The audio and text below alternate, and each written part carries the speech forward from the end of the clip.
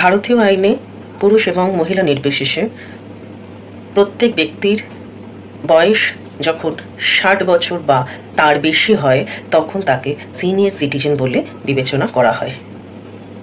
কিন্তু ভারতীয় রেলের ক্ষেত্রে এই নিয়ম কিছুটা আলাদা। ভারতীয় রেলে যে সমস্ত মেল এবং এক্সপ্রেস ট্রেনগুলি চলাচল করে, সেই ট্রেনে যে সমস্ত যাত্রীরা যাতায়াত করেন, মেল এবং ফিমেল নির্বিশেষে টিকিটের ক্রয় মূল্যের উপর তাদের কিছুটা ডিসকাউন্ট দেওয়া হয় যদি তারা সিনিয়র সিটিজেন হন। এই সিনিয়র সিটিজেনদের বয়স হতে হয় মহিলা যাত্রীর ক্ষেত্রে 58 বছর বা তার বেশি, পুরুষ যাত্রীর ক্ষেত্রে 60 বছর বা তার বেশি।